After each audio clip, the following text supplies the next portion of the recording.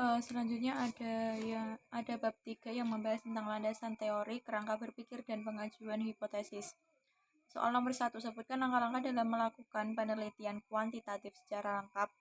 Jawabannya, yang pertama yaitu mengidentifikasi permasalahan, yang kedua studi literatur, yang ketiga pengembangan kerangka konsep, yang keempat identifikasi dan definisi variabel, hipotesis, dan pertanyaan penelitian, yang kelima pengembangan desain penelitian, yang keenam teknik sampling, yang ketujuh pengumpulan dan kuantifikasi data, dan yang terakhir adalah analisis data.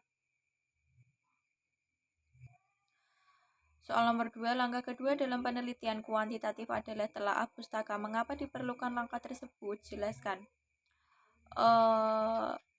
Langkah pustaka itu sama dengan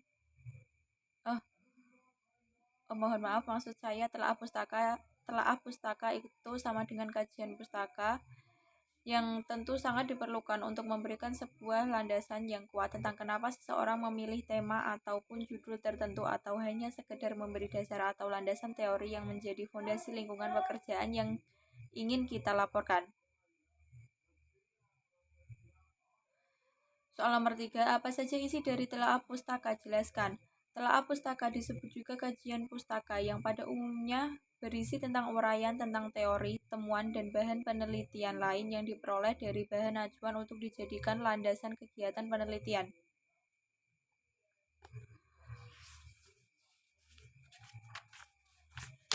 Untuk soal nomor 4, sebutkan kegunaan teori dalam penelitian.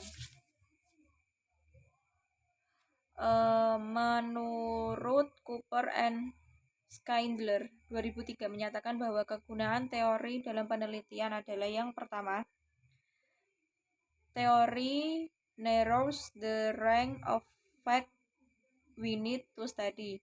Yang kedua, teori suggests which research approach are likely to yield the greatest meaning. Yang ketiga, teori suggests a system for the research to impose on data in order to classify them in the most meaningful way.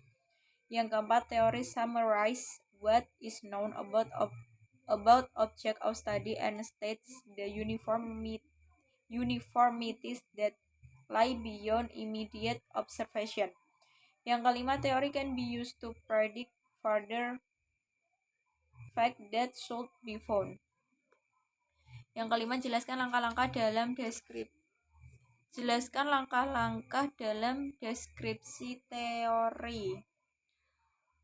Jawabannya, langkah-langkah untuk dapat melakukan pendeskripsian teori adalah sebagai berikut. Yang pertama, tetapkan nama variabel yang diteliti dan jumlah variabelnya.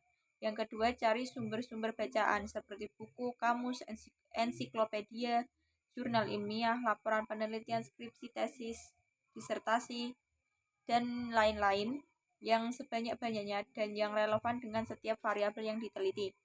Yang ketiga, lihat daftar isi setiap buku dan pilih topik yang relevan dengan setiap variabel yang akan diteliti. Untuk referensi yang berbentuk laporan penelitian, lihat judul penelitian, permasalahan, teori yang digunakan, tempat penelitian, sampel sumber data, teknik pengumpulan data, analisis, kesimpulan, dan saran yang diberikan. Yang keempat, cari definisi setiap variabel yang akan diteliti pada setiap sumber bacaan. Bandingkan antara satu sumber dengan sumber yang lain, dari pilih definisi yang sesuai dengan penelitian yang akan dilakukan. Yang kelima, baca seluruh isi topik buku yang sesuai dengan variabel yang akan diteliti. Lakukan analisa, renungkan, dan buatlah rumusan dengan bahasa sendiri tentang isi setiap sumber data yang dibaca. Yang keenam, yang terakhir, yaitu deskripsikan teori-teori yang telah dibaca dari berbagai sumber ke dalam bentuk tulisan dengan bahasa sendiri. Sumber-sumber bacaan yang dikutip atau yang digunakan sebagai landasan untuk mendeskripsikan teori harus dicantumkan. Soal nomor 6, bagaimana proses penyusunan kerangka berpikir untuk pengembangan hipotesis? Jawabannya yaitu yang pertama, menetapkan variabel yang diteliti, yang kedua, membaca buku dan hasil penelitian, yang ketiga, deskripsi teori dan hasil penelitian, yang keempat, analisis kritis terhadap teori dan hasil penelitian, yang kelima, analisis komparatif terhadap teori dan hasil penelitian, Yang keenam, sintesa kesimpulan. Yang ketujuh, kerangka berpikir. Dan yang terakhir adalah hipotesis. Untuk soal nomor 7, bagaimana langkah-langkah menyusun hipotesis? Langkah-langkah dalam penyusunan hipotesis yaitu yang pertama, penentuan masalah, lalu hipotesis pendahuluan atau hipotesis preliminar, yang ketiga pengumpulan fakta, yang keempat formulasi hipotesis, lalu ada pengujian hipotesis, dan yang terakhir adalah aplikasi atau penerapan. Soal nomor 8, kapan sebuah kerangka berpikir dikatakan bagus?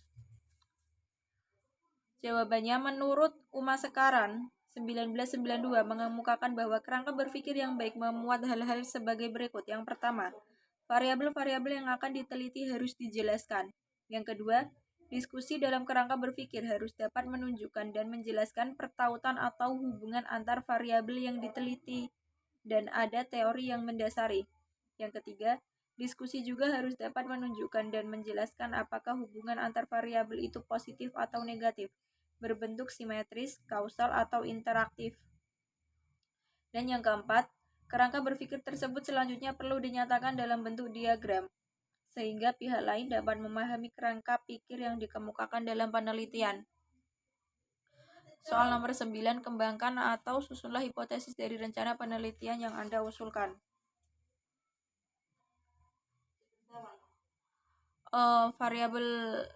Variabel yang saya gunakan yaitu X1 kompensasi, X2 lingkungan kerja, dan X3 itu karakteristik pekerjaan. Jadi untuk susunan hipotesisnya yaitu untuk H1 kompensasi berpengaruh terhadap loyalitas karyawan, H2 lingkungan kerja berpengaruh terhadap loyalitas karyawan, dan H3 karakteristik pekerjaan berpengaruh terhadap loyalitas karyawan.